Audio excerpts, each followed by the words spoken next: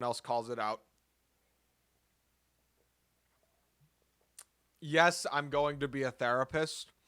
And yes, I have League of Legends downloaded on my desktop. These may seem like two contradicting factors, which is fair. That's like I'm not going to argue with that. But like that I have never claimed to be an enlightened individual. I think I don't play League of Legends because I'm on like I play League of Legends because I have been, don't be rash. I think I have figured out genuinely how to unsaltify everything. Like I just don't get mad at video games anymore. And like I think I know why. And so like I think I'm able to genuinely play League and not get mad about it. Although I never solo queue. That might be part of why. Maybe, who knows, all of my therapy knowledge could just, maybe it probably just shatters apart when I go into solo queue.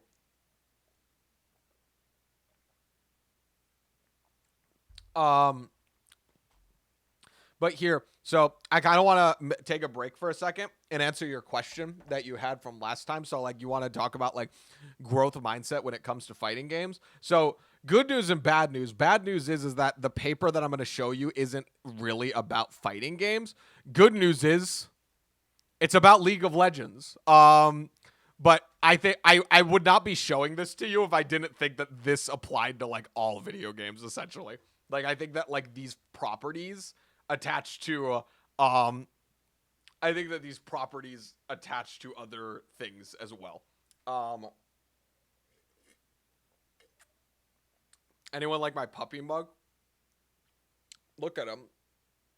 Like, and if you don't like him, do you hate joy? Uh but anyways, so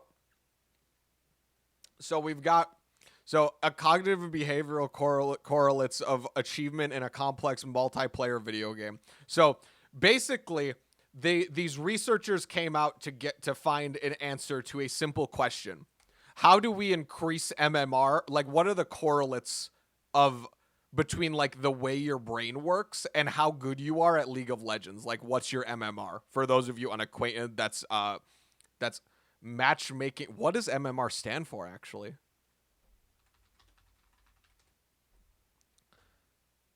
Okay, that's not what it stands for, I'm pretty sure.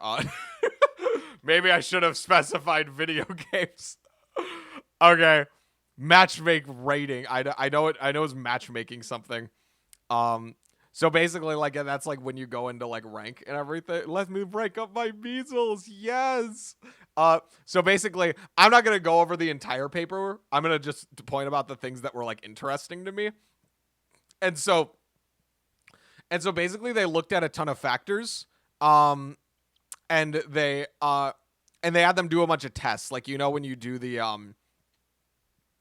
when like you do like different little like reaction time tests and stuff like that, or your ability, or like the arrows and the odd one out, things like that. So they basically just took a bunch of data and they had them do these things, and then they correlate it with that. So the main value that we're gonna pay attention to here is like is the partial R.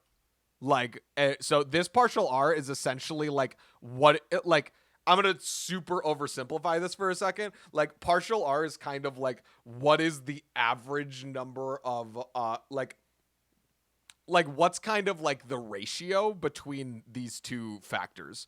And so like partial R in this case, it's like the higher the number, generally the higher of like the higher this number, the more it's a factor in your MMR statistically. Um and that's kind of how I understand it.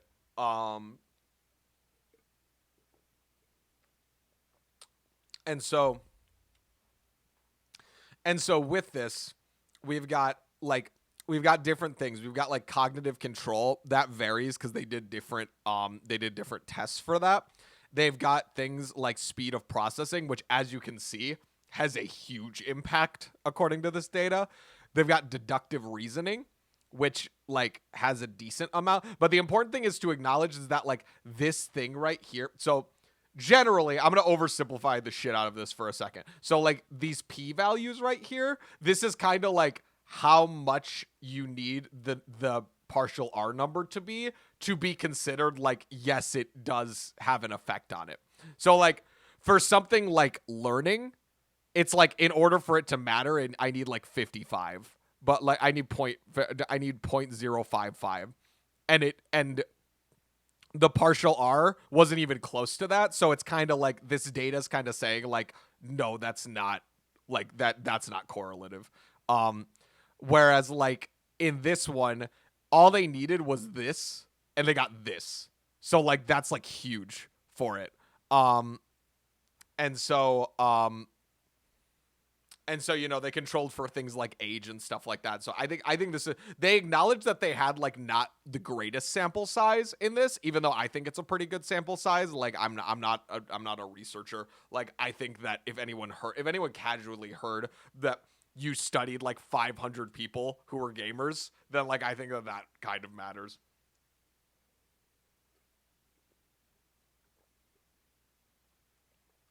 So basically, what I want to focus on is this. So like, so in the conclusion section, this is the most important part. First, consistent with previous work showing a relation between the League of Legends performance and fluid intelligence. So fluid intelligence is like the main thing I tell people is the determining factor for whether or not you're going to be like good at video games. So here we can even look this up. So like fluid intelligence. So like we're not going to listen to the AI thing. These things are like always wrong. But like fluid intelligence is essentially like your ability to think outside the box. So an important thing to understand is that here, I'm going to pull this up.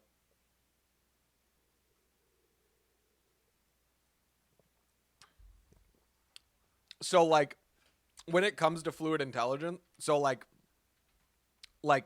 we tend to think of like stress like and thinking outside the box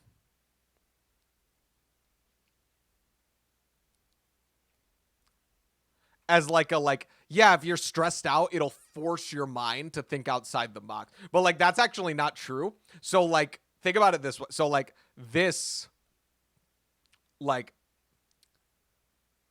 this doesn't lead to this. It actually prevents thinking outside the box. So like in order to understand why stress doesn't encourage you to think outside the box more, because like you'd think like, oh, I'm desperate, so like I'd be more inclined to do it. That's actually not true. So think about it this way. Like when our brain is stressed, our brain releases something called cortisol. And that's like the stress hormone. And so when cortisol is released, it removes nuance. So like think about it this way. This is like adaptive. So like imagine I saw like a bear in the wild, and like think about who would live. The caveman who was like, that bear is 100% dangerous, I'm gonna run away. Versus the one person who's like, oh, well, maybe the bear's not hungry. Like clearly, like, so we were actually like Darwinianly selected to be close-minded when we're scared of something or when we're stressed out. And so that's why people who are very stressed out in life tend to think very black and white. You can often tell how stressed a person is on a given day by whether or not they like think that whether or not their thinking is like generally black and white. And so your ability to think in a nuanced way is dependent on your ability to like not have as much cortisol going through. And this is why tilting leads to worse gameplay. So like stress equals robotic gameplay. Because your brain has no room to think outside the box because it's so laser focused on getting on like the black and white, like what's the most likely to succeed. But like the thing is that like even then your brain's not behaving logically because your brain has like cognitive biases. So it's not actually like thinking of all the possibilities. It's thinking of like the possibilities it has enough experience with to feel comfortable doing. Um and so like you'll see like a lot of the top players in the world at a particular video game and they're actually not very stressed. Like people like granted like his ranking has not been the same recently, but he's still a top player absolutely even in the PGR. But like someone like MKLeo, like people are always like why is MKLeo always winning? And it's like cuz he's like he like is like the chillest dude ever. Like he describes his mindset in interviews and it's literally just like I do my best once I've like let go of the expectation that I'm going to win. And I just like put everything I can into trying to win. And so like the expectation of winning creates stress in your brain cuz now your happiness is dependent on the win. And so in order to not do that, you need to like in order to have a good how do I say this? In order to like in order to not have the burden of winning, you need to let go of the idea of winning. And like that sounds really hard and there are a lot of different ways to do that, but generally just understand that the more you have an expectation and the more you tilt, the more your brain will go into like a tunnel visioned mode of thinking where it's unable to think of creative combos. So fluid intelligence, so like so stress will directly lead to you not doing that. Now ways to reduce stress.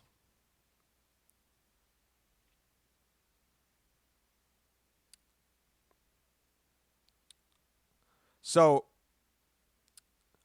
let's think about I know that these are easier said than done. So don't take this as oh just do this, just do this. I'm just saying like things that you probably think do help you reduce stress. So sleep is the most important thing. If you pick anything out of these next things, pick sleep. Like sleep is easily the most important factor in reducing your stress level. So like when you and also it comes back to learning. You know what? I'm gonna make a little thing right here because we're gonna talk a lot about sleep. So um and so like you can sleep, exercise, eat healthy, take breaks, and let me look at study routine. So we're gonna talk about a potential studying routine for like I'm gonna kind of break down how like if you want to get good at fighting games, like how you can actually like a lot of people debate about like, oh, I grind for like 8 hours a day, and then some pros are like, I only practice for like an hour, like and that like and stuff like that. So it's like, and some people are like, oh no, you can only practice for like 15 minutes at a time. So we're gonna talk about like what the science kind of says about like how often you should be in training mode and how often you should have to like allow that to kind of sink in. And so you gotta sleep, exercise, eat healthy, take breaks, and then remove ego. And that can often be done through meditation. And I'm not talking about like I can like help people learn how to meditate if that's something everyone's kind of interested in. But like meditation is not the Calm app way. Not to diss the Calm app. It works for some people, but like meditation is not like closing your eyes and clearing your mind. Like there's like that's like saying there's one type of medicine or there's one type of form of working out. And so the important thing to acknowledge is that like there's different types of meditation for different things. And there's probably a meditation out there for everyone that like will help them optimally grow spiritually and mentally in like the most optimal way for their type of mind. So like I don't do the clear your mind sort of thing cuz that like doesn't work for my brain cuz like I have ADHD and it's really hard for me to like clear my mind. And so like there's different things to do for that. And so because of that, there are ways to like remove your ego, like the sense of self, and just focus entirely on the thing. So that will help you get into the flow state. Um, because if you remove ego, you get flow. Because like think about it. So like the ego is like you being part of the equation. So like if you have ego, you're like thinking about yourself. Like there's a part of you that's like, oh my God, I'm such an idiot. Or, oh my God, I'm so much better than this person. Or it's even thinking about yourself in comparison to the other person. It's like, oh, this person's such an idiot compared to me. I'm way better than this person. I shouldn't be losing to them. And when that is active, it's impossible for you to get into the flow state because flow state, as we know, is entirely focusing on the thing at hand. But like, you can't focus entirely on the thing at hand if part of your brain is focused on you and the other person. If it's comparing people, it needs to be entirely focused on the game. So like that's why when you're a rager and when you tilt, that's why it leads to you losing, even though you probably are better at than the opponent, like on like a skill level thing. It's because like you chronically tilt, and that's like the big problem that I used to have is that like I would constantly, now I know in hindsight it was my ego. Like I skill wise was probably way better than most of the people that I lost to. But I wasn't acting like it, and I still deserved to lose despite me being better than them at the game because I couldn't remove my ego from the thing and they could. So like I was constantly thinking about like if I get hit this many times, if I get this many stocks taken off of me, what does that say about me as a player? Because I had put all these hours into it. And so weirdly, that's not even a benefit to me. That's worse for me because now all I'm thinking about is like if this person has only trained for like a third of the time that I have, what does that say about my inherent talent as a human being if I lose to this like absolute noob? Like, so weirdly, because of that, the amount of practice you put into something can actually have a negative correlation with how well you perform at any given task. So yeah, remove ego, reduce your stress because then you'll be less tunnel visioned. Reduce ego. So you can also reduce ego just by noticing it. Like if your mind begins to form like comparisons between people, then if your mind starts to form comparisons between people, then like you can just say like, oh, look at that, my brain is being very comparative right now. Like, so it's easy to do that. One moment.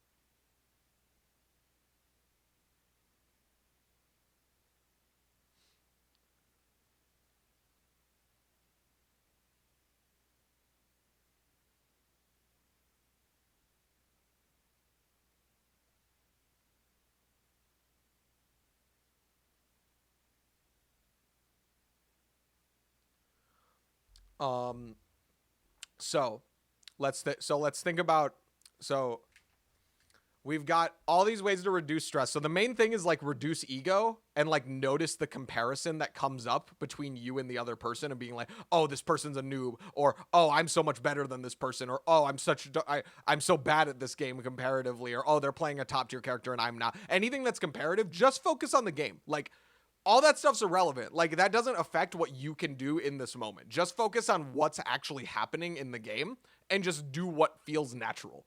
Like people underestimate how busted the unconscious mind is from like a performance standpoint. Like when you're consciously like people are like, why can't I just habitually do the stuff that I do in practice? And then they're sitting here consciously thinking about, okay, now do this and now do this and everything like that. Okay, I got to make sure I do this very well. And like that's the opposite of the flow state. Like, you're never going to get into the flow state if you do that, because like you're just going to be constantly thinking about, like, think about how good you're, like, think about how easy it is to get into the flow state when you're like telling yourself constantly, oh, get into the flow state. I got to get into the flow state. I got to get into the flow state. Like, that's never going to work. Like, that's just like that's the opposite of the flow state.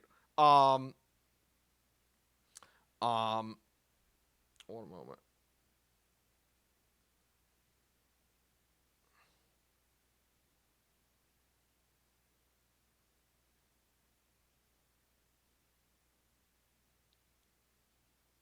Yeah, exactly. No, but that's what I mean is like, think about how much the stress of fighting against zoners inhibits your ability to actually play against them. Because now you're not thinking about the game. You're thinking about how much it sucks to face a zoner, which, like, I'm not even disputing that, like, it's less fun to fight zoners, but like you can either, but like regardless of how you feel about it, you're still fighting a zoner, so you might as well like put all your energy points into like winning, you know?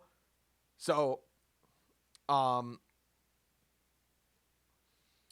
like, you know, it's important to acknowledge that like that like we have power. Like, we can't control what the other person does in the game, but we can control how we respond to it. Like, it's not like, oh, well, they're a zoner, so I have to be tilted.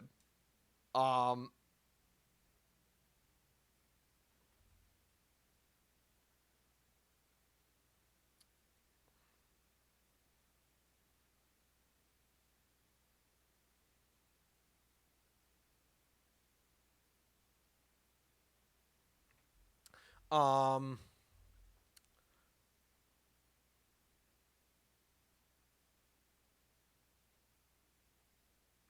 um, so essentially, we've got, so let's talk about sleep for a second. Sleep is very important when it comes to this sort of stuff. So, like, sleep, the most important thing about sleep is that it like, so it consolidates information. So like, people will study things like games. Zoning is not so fun. That's a blatantly incorrect statement. Please try to not spread misinformation. Zoning is actually terrible. um,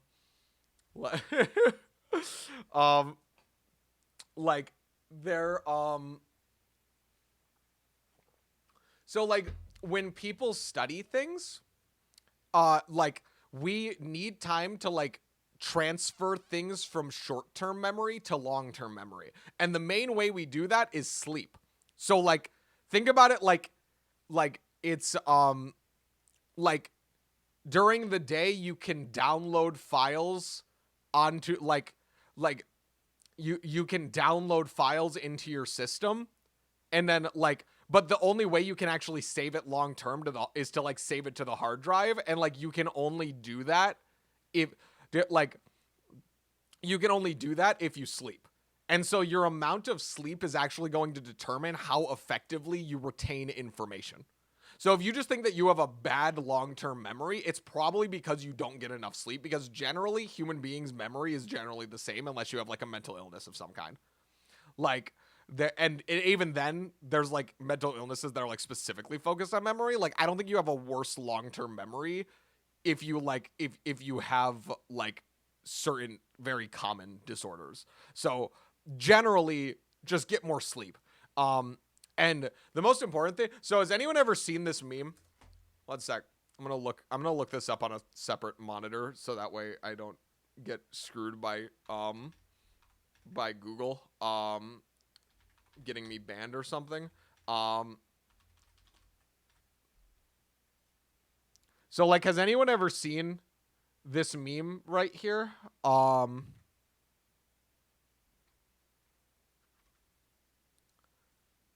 Anyone ever seen this meme? So we're gonna put this as one of the bullet points. Um, so like, so like, there's a reason that this is like probably the most scientifically accurate meme like of all time. Like, this is like actually the most based like thing that the internet has ever come up with, because it's totally true from like a psychological perspective. So the reason for this is that like we've got these things called frontal lobes, right? So like F FL equals frontal lobes. Well, yeah, exactly. It's Ted's mom's rule from How I Met Your Mother. Yes, How I Met Your Mother reference. Let's go. Okay, so we got frontal lobes, right?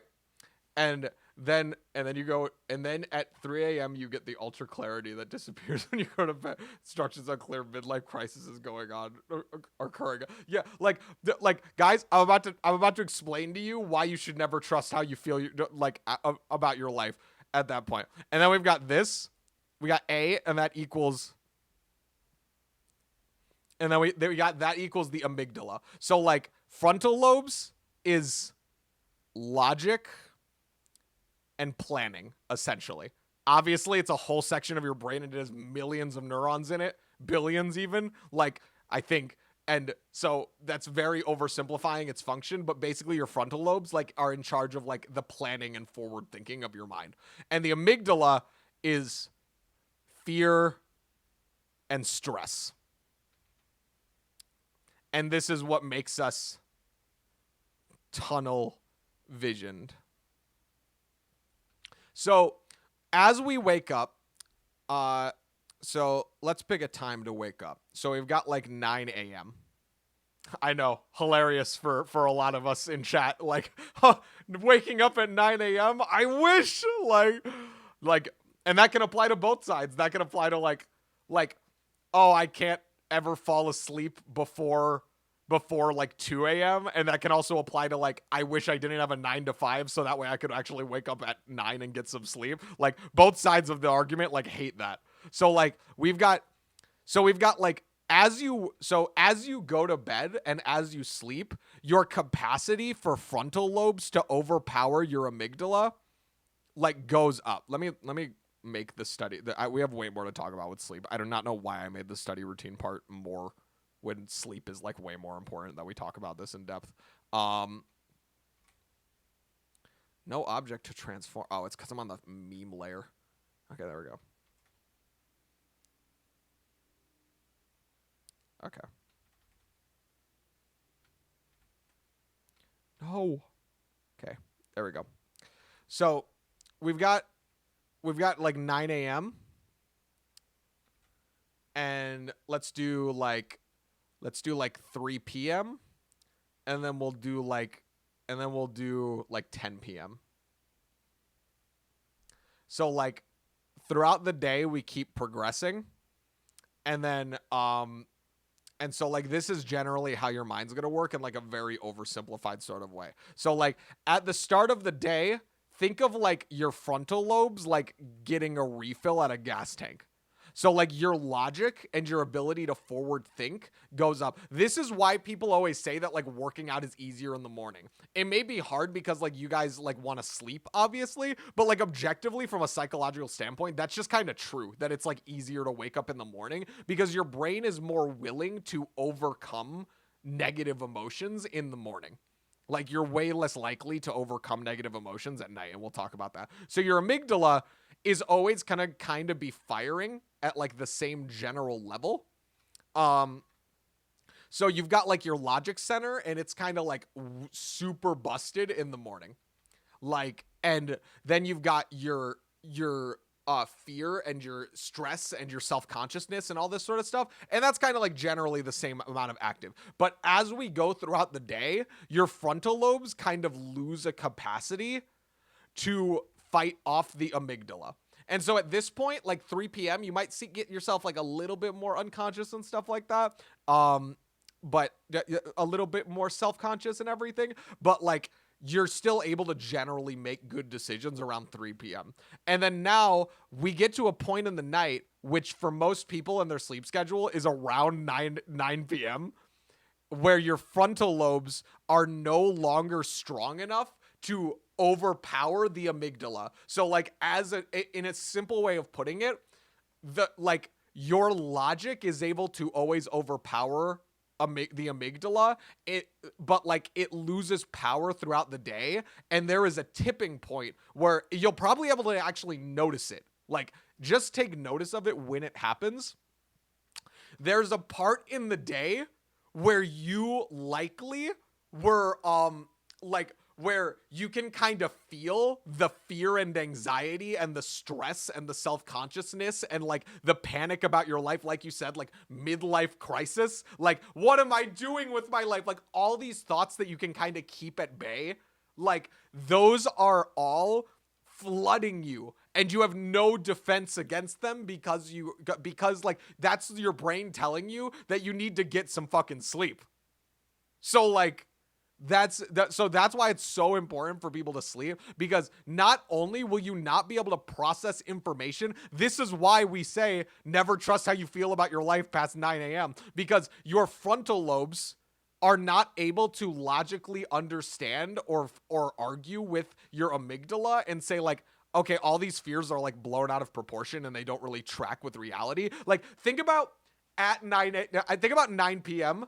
Think about how nuanced your brain is. Is your brain really thinking about like, no, let's really problem solve and figure out the details of this so we can figure this out. It's like panicking, and it's like, no, I gotta text my ex, and also I should just die because my life is going nowhere. Oh my goodness, everything's on fire. It's like the SpongeBob thing where like it was showing inside his mind, and it's like, we threw out his name. Like that's like what this is. So like whenever people are like, yeah, I like had a crash out, like, do you ever have like who has crash outs at like who has crash outs right when they wake up? Like no one. Like most people, unless like that just happens to be the point where you reach your emotional tipping point, most people do not have a crash out the moment they wake up. When we make our worst decisions, when we make our absolute worst decisions in life, it's because you like, who has a crash out at 3 a.m? Like, no, that's what I mean. Like like that's exactly, you guys are like right on the money. Like, of course you have crash outs at 9 a.m. Like your frontal lobes are not powerful enough to stop all the fear and stress, because like you can't, like, all I want you guys to do is next time you have a crash out, don't even do anything about it. Don't even try and stop it from happening. I just want you to notice how black and white your mind is thinking. And when you wake up, notice how nuanced your mind is. Like, notice how your frontal lobes and your ability to plan for the future and all this sort of stuff, notice how that is so much more powerful than in the morning when you're still awake and you haven't gotten any sleep to recharge your frontal lobes. Think about how black and white and illogical your brain is. I'm sure it has great reasons to feel bad about your life and whatever, but like it has very logical reasons, quote unquote. But that's just because it's got its cognitive bias. If you actually like, if you want to make changes to your life, don't wait until the fear and anxiety is overpowering you. Do it in the morning when you have the willpower and you have the amount of, and like, also a huge thing is that like, let's talk about this now. That brings us actually kind of beautifully into the last part of sleep. And this is less related, and and also because of this, you're gonna be like worse at fighting games. You're gonna be like worse at fighting games at night because like you're literally less logical. You're able to be less forward thinking, and so you're often going to be more instinctual in the bad way.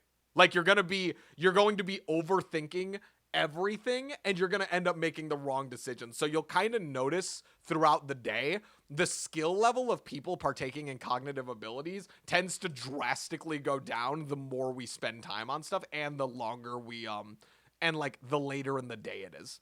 So like I think it's best to not grind like right before you go to bed.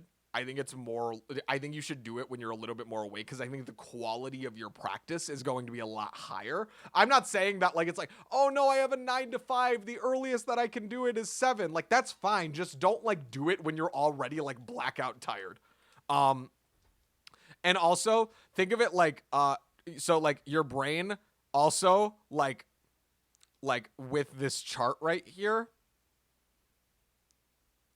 So like, your dopamine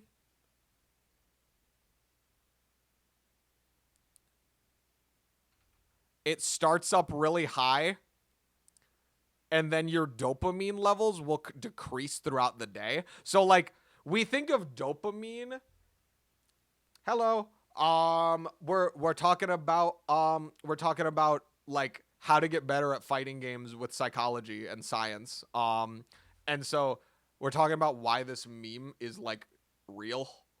Um this meme right here. This is like the most real meme ever. Um and so like I want you all to think about like dopamine. Like I really like this thing that Dr. K uses. Like his metaphors are probably the best I'm ever going to come up with. Like think of it like an orange. So like in the morning, your orange of dopamine is like a full orange. Like it's like full at like depending on how much sleep you got. And it's like your ability to enjoy life with like dopamine. Um would real life fighting work in the same way? I would say yes. I would absolutely say yeah, because then even I think it's more important for real life fighting because like as you go on in the day, not only are you going to have cognitive less, like you're going to be less cognitively available, but like also you're also going to just be more physically tired because you've been awake for more time. And if you don't get enough sleep to recharge this stuff, you're not going to be learning how to fight efficiently. You're not going to make good decisions while fighting, and you're not going to be as energized. So I think it absolutely applies to real life fighting. Great question. So like there, and so like with dopamine, think of it like an orange, and like in the morning you've got like a nice juicy orange. And so let's say you wake up every day and you immediately go on social media. That takes like a big squeeze out of your orange because it's a very dopaminergic activity. It basically like transplants dopamine right into your brain. And we think about how motivation works. We think about why we're motivated to do certain things. It's because our brain justifies it with dopamine. It's like, I'm gonna get like we're like think about like how we get motivated. We get motivated because we're like, oh, that's gonna give us a lot of dopamine if we do it. But like you think about like when an orange is a full orange, how little effort it takes to squeeze and get a lot of juice out. As we lose juice in the orange, as we lose dopamine throughout the day, as we get dopamine and therefore not have enough to give, because we think of dopamine as like an infinitesimal thing. You lose your ability to get dopamine the more dopamine you have throughout the day, which is why at night we like get into like we like doom scroll and stuff like that. So like you squeeze the orange, and as you go throughout the day, you lose more and more dopamine. And so it gets harder to motivate yourself to do anything productive because now your brain sees the amount of work it has to put in to get such a small amount of dopamine because you spent all day squeezing your dopamine levels out by doom scrolling. Like there, like that's why people who scroll in the morning are never motivated to do anything. Like they're just like, I don't get why I'm not motivated to do anything. All I end up doing is doom scrolling. And I'm like, you're not motivated to do anything because you're doom scrolling. Like your brain has figured out logically, like, hey, doom scrolling takes no effort and that's a ton of dopamine. And then it just does what's easy. And then you're like, oh, why am I not motivated to do anything now that I'm done scrolling? It's like how motivated have you ever been to fix your life after you're done scrolling? Like never, like literally never. And why do you think that is? Because like you just gave your brain a bunch of free dopamine. It's literally like filling up on cake. And then you're just like, all right, here's your vegetables. And then your brain's like, I don't want vegetables. You already gave, and it's just like, oh, well, if you give me vegetables, then if I give you vegetables, then like you can have your cake after. And it's like, I just got my cake, so I don't need your vegetables. Get out of here with that shit. Like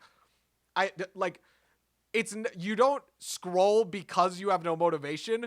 You have no motivation because you scroll all day. Like, and so with that, your brain is going to like literally, that's why your brain is going to get, so think about what a bad combination this is. Your brain is not willing to do anything of value late at night because it's so hard to squeeze dopamine out of your brain because you've used it up all day. And also you are not behaving logically and you're behaving on a cognitive bias like curve of like stress and fear and anxiety. So like, of course you have crash outs at night. You're not motivated to do anything, and so you just scroll because until you're at the point of exhaustion where you have to pass out. So like, I don't know. I think it's pretty like when you once you see this happening and you can notice to yourself like, "Oh, I'm having a crash out because like my stress center is overreacting right now. Like I don't have the logical center. Maybe I should just go to bed and call it quits." Like, have you guys ever seen that meme where it's like this elephant like and being like it's supposed to be like one of like the Indian gods or something, and it's like some days are fucked and they cannot be unfucked. Like that's literally like what this is. Like it's literally just like when you see your brain and your amygdala overacting to overactivating, like when you see yes, exactly. When you see your brain and it's only giving you anxiety, just go to bed. Like, just go to bed. Like, the science tells you to. I'm telling you to. Spirituality tells you to. Like, everyone who knows about psychology universally agrees that just because how many times have you stayed up and scrolled to the point of absolute yes, exactly. Like, how many times have you stayed up to the point of absolute exhaustion because when you go to bed you cry yourself to sleep because you've been pushing down these negative emotions with scrolling all day? How many times have you woken up and thought, man, I'm really glad I doom scrolled until I passed out? Like, never. Like, yeah, it's gonna suck because all those negative emotions are gonna flood up to the surface and you're gonna probably have like a really crappy night and everything. And like, genuinely, on a serious note, like if you're like suicidal or anything, be really careful about that. Like, don't like make sure you're around people or like there's people that can look after you, don't have anything dangerous around you, things like that. But like I would suggest generally, if you can do it in a safe environment, let those negative emotions flood up and just acknowledge that it's just the amygdala overactivating. And here's the dream thing. Here's what you should say. Just be like if I see that in the morning, I'll address it then. And then we'll do something about it. Because there's no point in thinking about this if we're not actually going to do anything about it. So just like go to bed and understand that you're not going to get any more dopamine for the night and you might have a crash out, but you know what? Then that emotional energy that's keeping you awake for the next day, that's going to decrease, and then slowly you will have a better sleep schedule. Like, and also, it is just Medjim. I think if I'm not pronouncing that right, please correct me.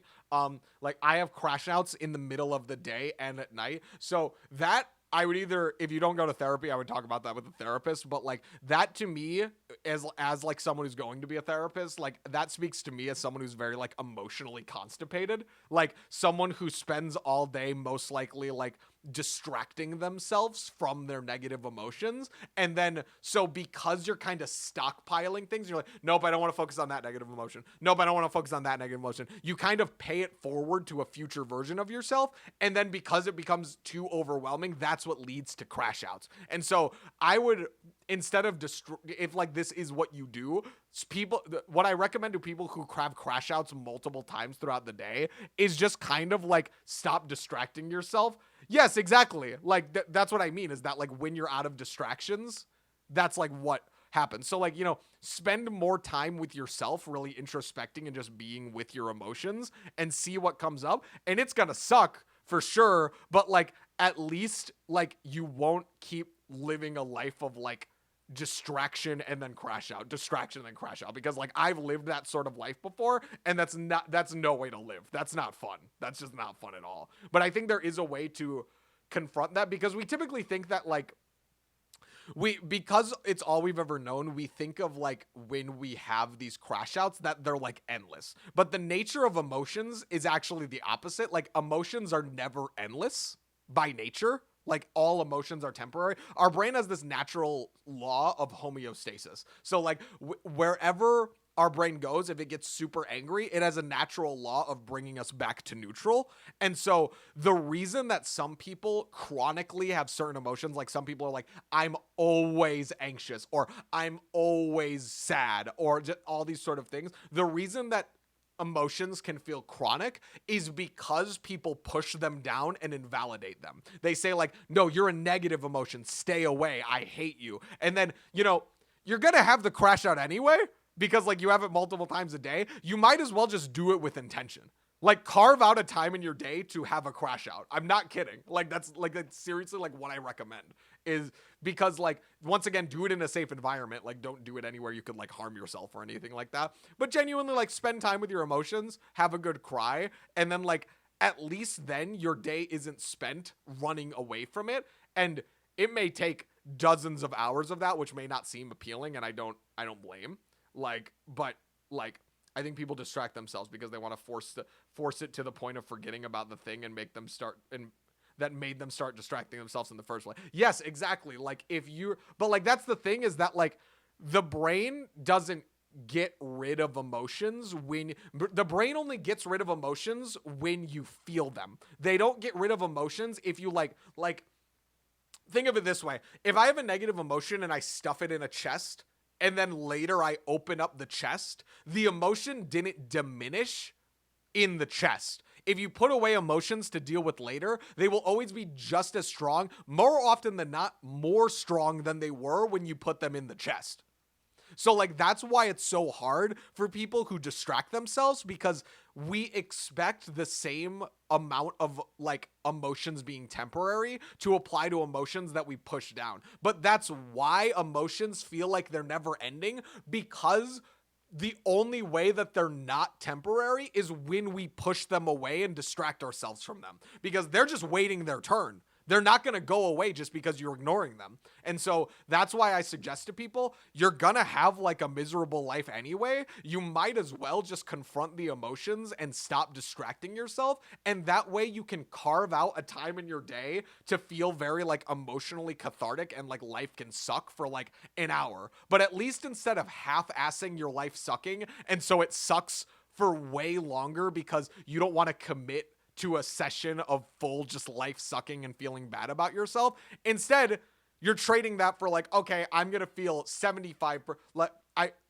I just think personally, it's better to feel bad about yourself 100% of the way and like fully just feel bad about yourself for like an hour and then let the emotion die down than it is to like hate yourself 75% 24/7.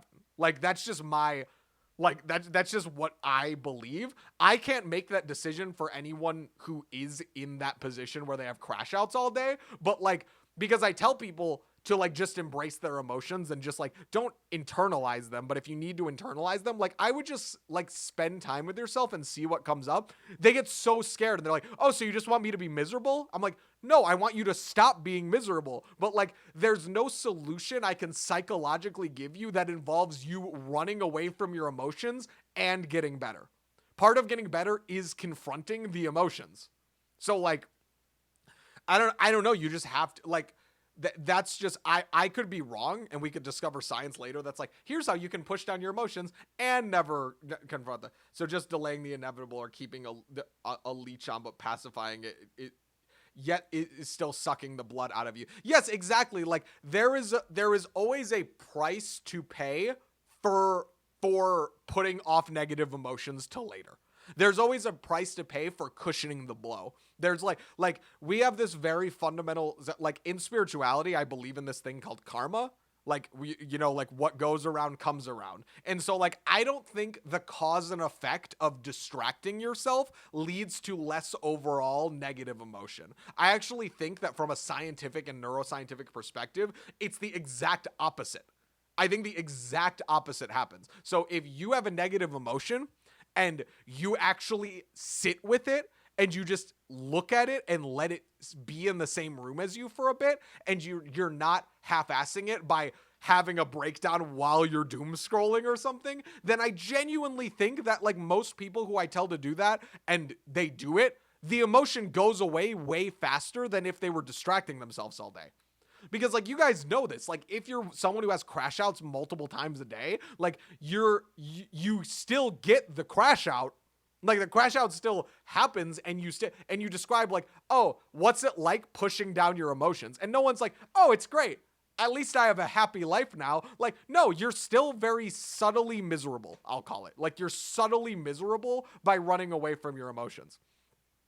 And so, once again, it's very yikesy to people I tell that about this, where I'm just like, yeah, you should just ignore, like, you should embrace your emotions. You should have a designated crash out moment. It's like, oh, what? So you just want my brain to like attack me relentlessly? I'm like, I don't want your brain to do anything, but we need to acknowledge the reality that that's what your brain's trying to do right now. Like, I wish your brain wasn't attacking you at all. And all I'm telling you is that, in my opinion, from a neuroscientific, spiritual, whatever you want to call it, from just a psychological perspective, I don't think you're going to get anywhere in life by pushing down your emotions. I fundamentally do believe that, as sarcastic as people can be when they're just like, what, so you just want me to like be miserable? Like, I truly think that whole assing being miserable leads to more happiness than half assing being miserable. Like, if you're so like caught up in your own head that you can't escape it, at least just start with accepting that your brain is going to be relentless. And so just let it like kind of happen in a very safe environment. Like, don't be around any sharp objects or anything like that. Don't be around like, like a rope in a chair and stuff like that. Like, don't be in an environment that can lead to you making a very rash decision. But like, find a safe place to be able to be with your emotions, and like everything will be fine. Like, because like I said, we think that crash outs happen forever. Think about like when in your life you've had the longest crash outs.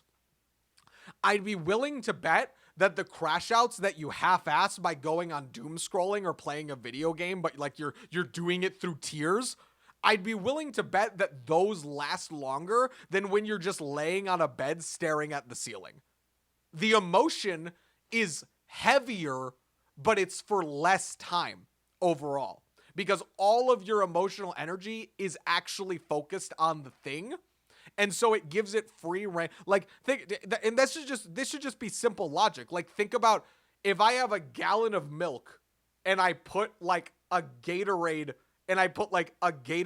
like nipple nozzle or whatever they're called, and I put that on there and I try and squeeze out all the milk, like, it's gonna come out less fast. And so it's just like, people will put the Gatorade nozzle on their emotions and then they'll squeeze it and then it will take forever to come out. And then they're like, why is there still milk in my jug? Why is there still negative emotion? It's like, because you put the nozzle on there. Like, everyone wants their cake and to eat it too. Everyone wants to distract themselves. Everyone wants to distract themselves and then also like look back at their milk jug and have it empty. But like, that's just not how life works. I've been trying to have a crash out in the middle of the field just to let go of the problem, but I just keep walking and talking about the problem with no sadness or so. Like, if you feel no sadness or so, like, it sounds to me like you sound very like apathetic about it, if that makes sense. Like, you sound like numb almost to it. Like, you can sense there's an emotion, but like the force is kind of like blunted when it hits you. You're just kind of like, oh yeah, like, this is, I don't like, and like that is like a feature of the brain, is that like your mind will go numb in the face of overwhelming emotion. So like, you've been distracting yourself for a long time, it seems like. And so right now, the reason you're kind of numb to the sadness, like the sadness and anger, is because like the amount of sadness and anger that you've built up is too much for you to deal with in one session. But I would suggest to keep doing that, perhaps even more frequently, and then like, and for longer, and like, don't give up and distract yourself. Like, truly dig into the things that make your experience of it painful, because that is currently too overwhelming for you to process at the moment. And so like, I would suggest dealing with that in those designated sites. So I think what you're doing is great. Like, doing it in the middle of the field, and trying to like let go of one problem and stuff like that. But like, I would really try and dig into like, if I could give some advice, like, to not necessarily focus on the logic, but more so focus on the emotion. Like, if you don't feel an emotion, try and find the percentage of emotion you do feel and then really dig into that and be like, okay, why would I be feeling angry? And like really dig into the roots of that, because that's kind of the mechanism therapy where if you don't have a therapist, I would really suggest getting a therapist. And even if you can't afford one, I would look up, there's a lot of therapists that have a sliding scale. And so like, there are some therapists that just work for free with certain clients because like they don't have enough money. So like, even if you don't have a therapist, I would suggest like looking into it, because there are cases where people can get like even free therapy depending on their income bracket. Because to me, that like it, what you're doing is great, but like I think it's important to have a designated time for that. And I think a therapist can really help bring out the emotions that it seems like you're kind of numb to, if that makes sense. And so, but like keep doing what you're doing and just like try and do it more often if you can, and like understand that like with open awareness, understand that like the reason that you're probably numb is because is not because there's no emotion, but whenever we have the absence of emotion, it's typically because there's an emotion underneath the surface that is so overwhelming that our brain's trying to protect us from it because it wants to protect from damage. So once again, safe environment, keep doing what you're doing. I think that's great. I think that's great. If you stop distracting yourself as often, stop letting it build up, and you have more moments like that where you just like are kind of with yourself, I think that's great. So like so if you so basically like the later in the day we go, the more our brain is going to make less logical decisions, the more likely it's going to crash out, and the less likely it will be motivated to do things because we've spent all day doing extremely dopaminergic activities, which gave our brain free dopamine. And so it makes the logical choice to not do anything that requires hard work because it already knows how to get dopamine without that hard work, which is why we just fall into doom scrolling at the end of the day. Um and so going off of that, so if that makes sense to everyone, if anyone has any questions, just let me know. um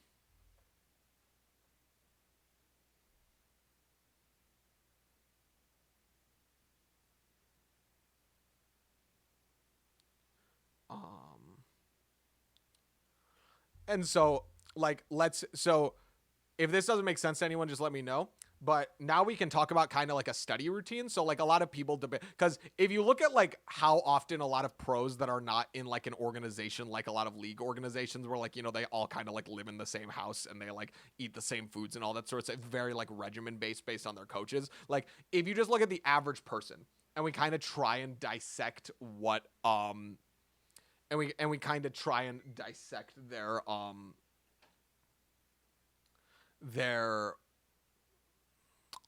what am I trying to say? Sorry, I'm trying to consolidate my thoughts right here. So like if you're just trying to make a routine for yourself and it's not mandated by anyone else, like if you're a casual player or you're like casual competitive in the sense that you're not sponsored, but like you really want to get good at the game and hopefully get sponsored someday or something like that, or you just want to be good at it, then we can talk about like generally what a good routine is, because people who don't have mandated schedules, their routines are very all over the place. Like in interviews and everything, they'll be like, oh yeah, I only do it for this amount of times, I only do it on weekdays, oh I practice for 8 hours a day no matter what. Like there's a lot of different things about that. So the most important thing I would say is that like in order for any study routine to be good, you need to have sleep. Like, because like we said, it consolidates information. So it doesn't matter what you learn during your study session. It's not going to stick if you don't it's not going to stick if you don't consolidate it to long-term memory, which you need sleep for. So like this sounds like an over exaggeration, but generally I actually think that it's almost pointless to practice if you don't get enough sleep. Like, obviously that sounds like an over exaggeration and I'm sure I'm wrong about that, but like I would say that it cuts down your efficiency so insanely that it is better use of your time to get an extra, like if you only have 2 hours to practice in the day, I genuinely think it is a better use of your time to to sleep for another hour and then play for the only other hour, even if you have that little of time, because that is how important sleep is. Like how important is studying if we can't remember anything we studied? Like it's not important at all. Like there's just no point in studying. So in short, you got to do that. So the most important thing with studying routine besides sleep is, I would say, focused training and no autopilot. So we think of like autopilot as like a good thing, but like here's how because we're like, oh well, it's getting into the flow state. Um Actually, one sec chat. I'll be right back. I'll be back in like literally like 2 seconds.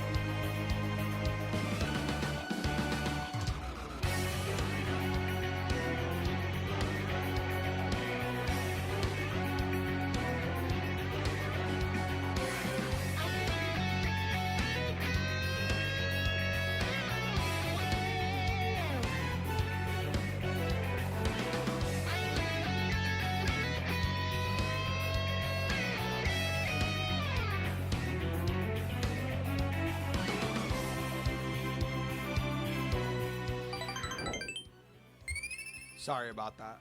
I just there's a lot of texting that goes on. So like so we think of autopilot as like generally a good thing for practice because it almost feels like you're practicing getting into the flow state. But like there's a very big difference between like autopilot and like flow state, and like people need to understand that like flow state is when you're entirely enveloped in the activity, and that's a lot different than like relying on base instincts. Like I think autopilot typically has a sentiment of like this isn't as effective as a flow state, and like flow state is like I'm locked in. Autopilot is like I'm just kind of messing around because like I'm not really thinking about it, and like those are so that's important for that. And so I would say that like so like the way that flow state works, I'm gonna highlight this with this is so like flow state is comprised of intense learning, digestion,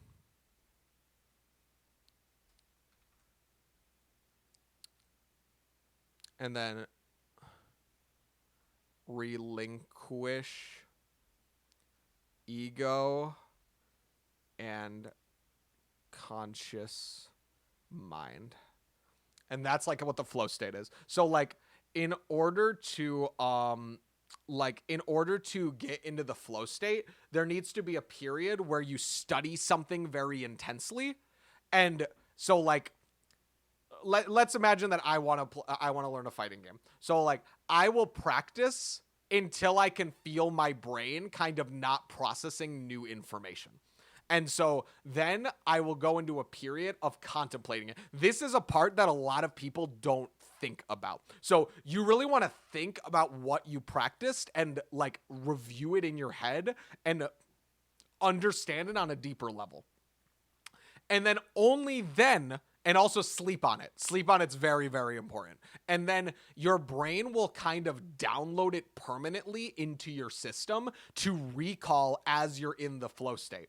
Because when we're not in the flow state, we're scared of our brain not being good enough at something consciously.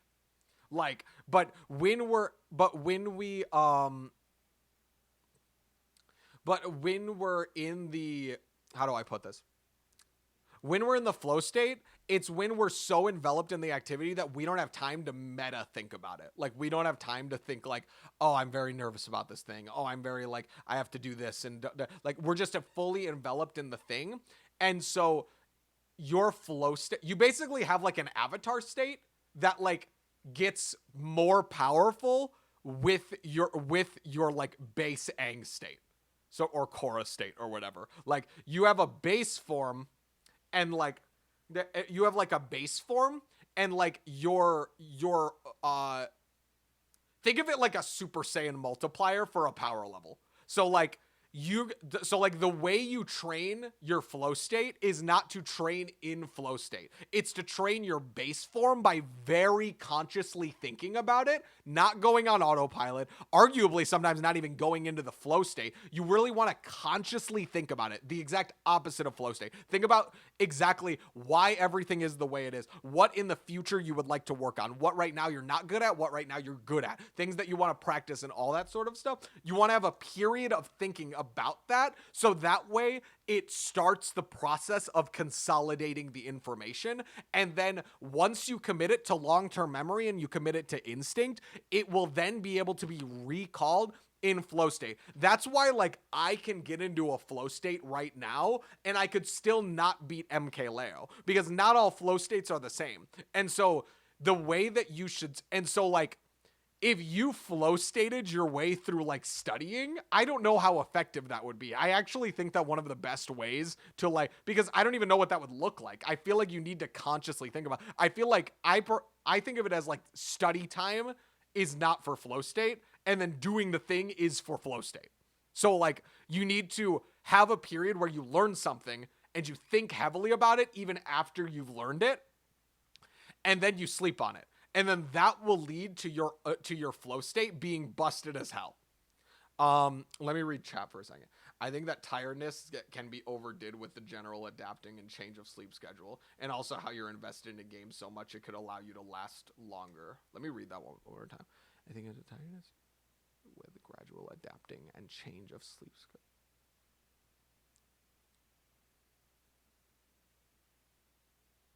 Like, yeah, so like if and also so something like adapting to the task and like downloading a file but doing it, yes, exactly, like you're like, so flow state not only increases the speed at which you recall certain things a la Ultra Instinct, like it also increases your ability to recall things that your conscious mind has a limitation of. So like generally we consider, so like generally in psychology, you guys might have seen this, it's kind of like an iceberg. So like this is kind of like a Freudian way of thinking about it. But like there's like conscious and unconscious. So like our brain has like, I've came across something similar. I learned to text it before slept, and then I just retold it all in a flow state. Like that's what I mean, is that like, because then it will consolidate it into memory, like into long term, if your brain considers it to be an important thing. So like we've got the conscious mind and the unconscious. This is kind of the psychology of why the flow state is as powerful as it is. Like, because when you're not in flow state, you can only deal with the information that's up here. When you're in the flow state, you can draw on your entire mind, and your mind will automatically, rather than you like with all your cognitive biases and shit, instead of you like consciously thinking about like, no, mathematically this option would be better, your unconscious mind has already done all those calculations and can apply them at a way faster rate than your conscious mind. And the ability to have a flow state is to fully relinquish control of the mind to the unconscious, because frankly the conscious mind is good for taking in information to download long term. The unconscious mind is far superior at applying knowledge.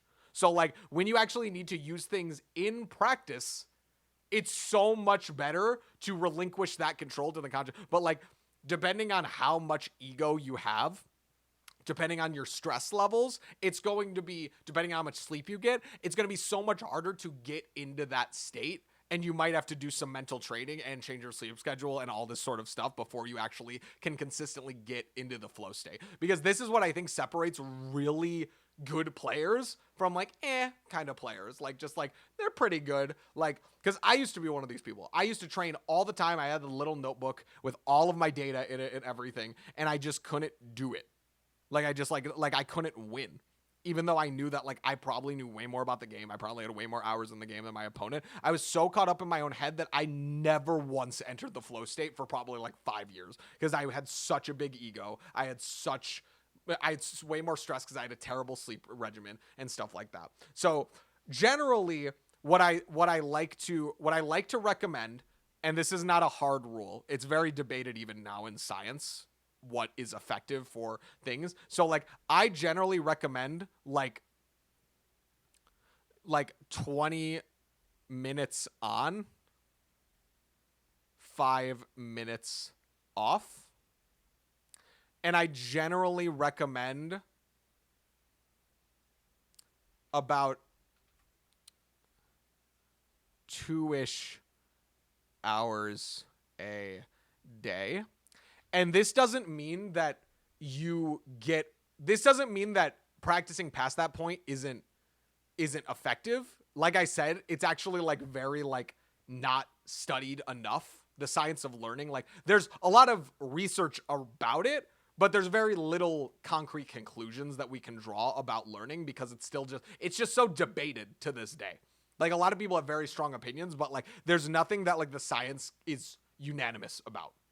So like if you're practicing a fighting game and you want to get really good, I would recommend that for about 2 hours a day, you spend about 20 minutes on of intense focused practice where you focus on like, okay, I'm going to practice like overheads today. I'm going to practice my defense today in general. Like I'm going to learn like when to block and stuff. I'm going to learn this character. Like I'm going to practice footsies. I'm going to practice stage control. Like figure out a thing to focus on and try to very consciously think about the game. Don't play to win, play to learn during these segments. You can play to win when you're like doing like tournaments or whatever you plan to do. Like if it really helps, do it in casual mode or whatever. I know it's kind of hard for ranked mode, but like you might just have to kind of let go of your rank if you want to get better long term. But I want you to really like consciously focus on what you're doing and like really take in as much information as you can. And then kind of have 5 minutes where you take a break, give your brain something else to focus on, and then like kind of let it stew for a second, maybe spend a little bit like thinking about what you just did and let that process because that's going to consolidate it a little better. And then do the 20 minutes on, 5 minutes off for about 2 hours a day. And then past that point, you can go further, but you have to understand that past a certain point of learning a subject, you get diminishing returns. So like it's already like that in general. Generally attention curves tend to go like this. Like, and so right here is where I just recommend like doing this because like this is the general attention curve for like if you have to study something all day, but your conscious focus is going to go like this among like 20-minute intervals. So like there are times in the day where your brain is more conscious and there's times in the day where you're more autopiloting and your brain calculates when to do which like automatically. And so generally based on this part is for 2-ish hours a day. This part is for 20 minutes on, 5 minutes off. And so generally I'd recommend that you do this. You get a lot of sleep. You really understand the machinations of flow state, and you understand why flow state is so important because it draws from the unconscious mind. I also think it's important for sleep to understand like that later at night, you're going to be able to process less good information because of your frontal lobes going down. That's why I recommend not practicing when you're super tired. If you just want to for enjoyment reasons, that's fine. But like, don't expect to get any good practice out of it. And like I said, there could be good evidence to support that like practicing for 8 hours a day is good because that's what a lot of pros like to do. They like to just treat it like a full-time job of certain sports, for certain esports. And so I'm not saying don't practice past that point. I'm just saying that like past this point, scientifically, you'll probably get some diminishing returns going on. So yeah. Like, that's why people say to take breaks because, like, it's not just like, no, I'm not tired. I can keep going. It's like, no, but you need to, like, spend time processing the information. And, like, if you're like, no, I'm still processing the information, then, like, I don't know. I think that, like, science kind of contradicts that. So let's just go over everything real quick. So, like, when you're stressed, just for people who like want a summary, who like maybe jumped in later. So like when you're stressed, it reduces your ability to think outside the box. This is because cortisol, the stress hormone, reduces nuance. And that's evolutionary because like if you're threatened by something, it's more evolutionarily viable to think of that thing as purely a threat than to think about the nuances of it. So we actually like Darwinianly selected for that type of stuff. And so when you're stressed, you lead to very black and white decision making, which leads to very robotic gameplay, which is like the opposite of what we want to do. So in order to reduce this stress, important ways to do that is like sleep, eat healthy, exercise, take breaks, remove ego. Because if you have ego and you're thinking about the other person or yourself in comparison to each other, that's going to reduce your ability to do that. And you can reduce flow. You can reduce ego by meditating and doing targeted meditations, often not just the like using like actually like really good meditations, not just like always like if meditation doesn't work for you, quote unquote, because you've only tried the like, oh, clear your mind sort of thing. I can definitely have streams later where I can talk about how to meditate in depth. But basically, the reason that sleep is so important in reducing stress is because it consolidates information, and also your fear levels will always remain the same throughout the day. But the reason they don't feel like that and they feel like they get worse is because our ability to logic out our problems gets worse as the day goes on, and so does our dopamine levels. So we're less excited, we're less happy, we're more likely to think that like dopamine is just over, like we're never gonna get happy. And we're less motivated to do hard things because we already got our dopamine for the day and our brain recognizes that. And so that's why you have crash outs at 9 a.m. And that's also why it's very important to not really practice that often when you're super tired and expect a lot of results. So as for a concrete study routine, I would recommend focus training, like pick a topic to study on. Like when you study, you shouldn't just study everything a little bit. I think the most effective studying is like, okay, for the next 20 minutes, I'm going to study history. Okay, for the next one, like, don't just study like one question from a history test and then that's not how memory is going to consolidate very effectively. So you want to like kind of have like days where you study this and days where you study this. And so don't go on autopilot. Actually consciously think about what you're doing very intensely. And then I recommend generally for non-diminishing returns, 20 minutes on, 5 minutes off, and do that for about 2-ish hours a day. If you want to go past that point, it could be diminishing returns. I think the science kind of supports that it will generally be diminishing returns past 2 hours a day.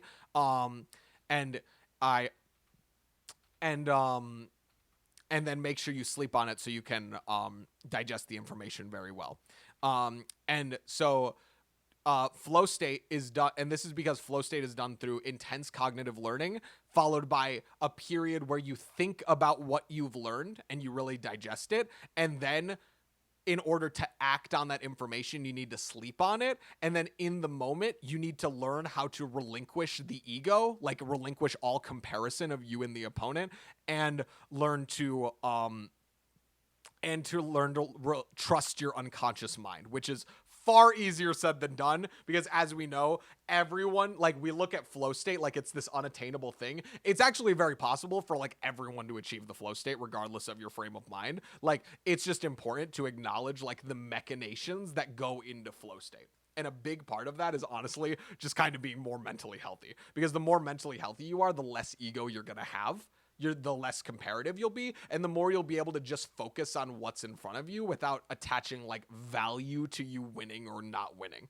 That's why super competitive people are like unable to get into the flow state. Like, you see this a lot in like in fiction. Like, you see it a lot, like the carefree character like Goku, who just cares about getting better, is not as good as like the one with the chip on their shoulder, like Vegeta, who consciously thinks about everything and puts so much weight and value onto not losing to such a loser like Kakarot. Like, the reason for that is because like Goku's able to think more autonomously because he doesn't attach value to like winning or losing. He's not like, if I lose, I'm like a piece of shit. He's like, if I lose, that's exciting. But if I win, that's also exciting. So like, I'm going to try and get better. And that's kind of what like Voltaic Astro's question was asking originally. Like, I want a growth mindset. So like, you want a mindset where you're just focused, where you're able to invest in getting better, but don't like put the weight of your value as a human being or your skill level or your inherent talent or ability to improve. Don't put that pressure on whatever win you're trying to have right now. So that's generally kind of what I planned on talking about in terms of Voltaic Astra's question. Um, are there any questions following any of this information that I have given?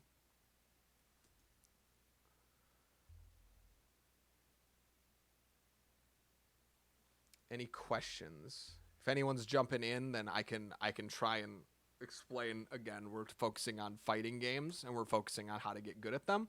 From like a science perspective, from like a very like psychological perspective, because I'm a therapy student and I'm done with all like the book work for therapy. I just need like a lot more practical experience. I'm about to start my internship soon, so I can get like fully licensed. But like I'm done all the book work and like the reading for like a psychology degree, like a psychology master's. So like if I do bad in ranked, I'm blaming you.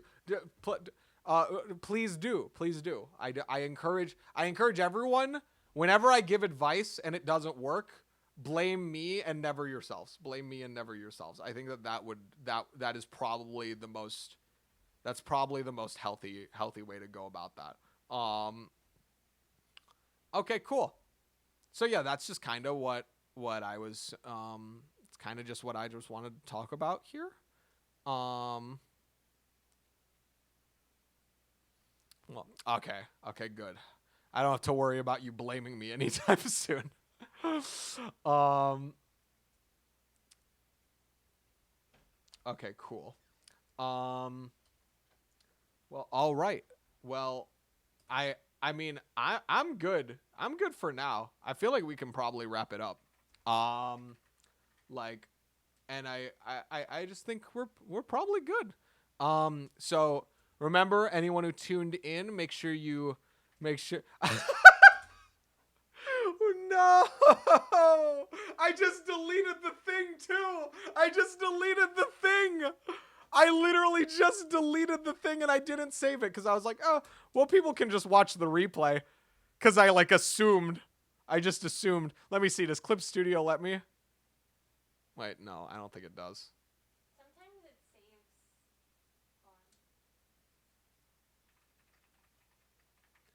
saves on. Let me check this out. Like, oh my goodness, such hatred, such hatred. Also, if anyone wants to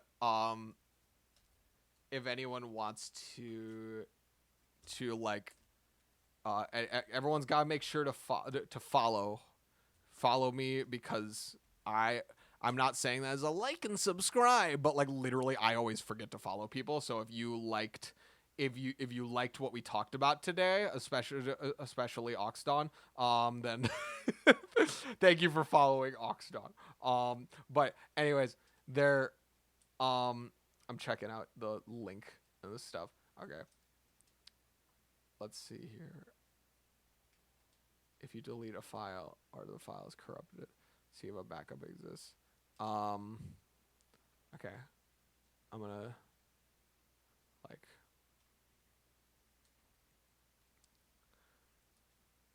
You know what? I know you personally. Well, you can look this up.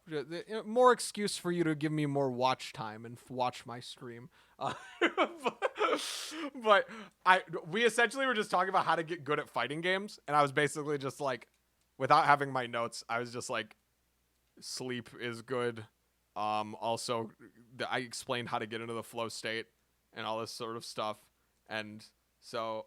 Well, my therapist tells me to just look it up. Here, wait 1 sec. I just need to open a file.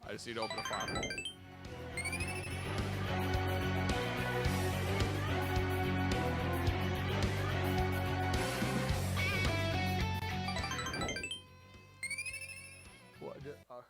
Hello, I'm back. But like, wait, were you here? Were you here earlier? Because I literally was literally discussing a paper that they did about League of Legends MMR and how to get better. Like, see, like and I'm not even joking. I'm not even saying like, oh, it's just talking about MOBAs in general. Like literally, like here, like wait, look at League of Legends. Like it talks specifically about League of Legends in this. Like, yeah, no, I talked about it very at the beginning. It like wasn't recent at all. Um, but yeah, definitely watch the stream. I recommend double speeding things because I take a long time to get to the point. Pretty much during every stream. But basically, like we talked about, like there's values here that they tested for, and they basically correlated their scores on tests that measured for these things like cognitive control and speed of processing, and they compared that to their MMR in League of Legends, and they found that there are actually a lot of correlative differences in things that luckily are actually like you can improve upon them very easily. Not like easily, but just like very straightforwardly. Like you don't have to pay money to like improve certain things. But it's really cool. I think you should definitely check it out, or like if we're ever in call and stuff like that.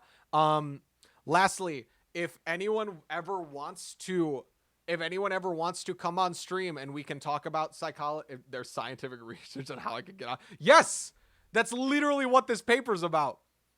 Okay, yeah, y'all need to watch my stream. Y'all need to look at the VOD when it comes out. I mean it'll be there immediately, obviously, but like you need to like after this stream, like double speed this stream and figure it out because like I just talked about all this stuff and it's super interesting. It's like super cool. But like if anyone ever wants to come on stream or anyone knows anyone who wants to come on stream, like they can trauma dump. They can and I can tell them kind of a psychological perspective on it. Not like therapy, but like I can help using like my knowledge of psychology if they feel comfortable with that. But like also if you want to be like Voltaic Astra today and like give me ideas for what to talk about, like I have obviously so much to talk about like this stuff. And so like I've got papers, I've got lectures, I've got the whiteboard so I can teach it really fast and everything like that. Like I am so interested. We've had 3 straight streams now where we've had a question to answer. And so ask me questions. Let me know if any of y'all want to be on stream.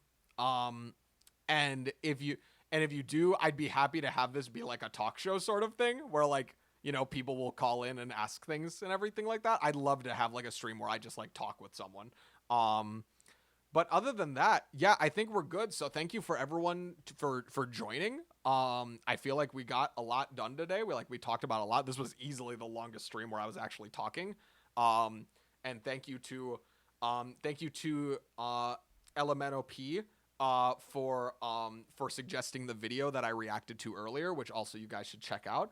And also thank you to Voltaic Astra for giving me the question of the day that inspired this super duper long stream. And so, yeah, you guys got any questions? Let me know. You want to come on stream? You know anyone that wants to come on stream? Let me know. But other than that, we're good. So, cool. Have a good day, everyone.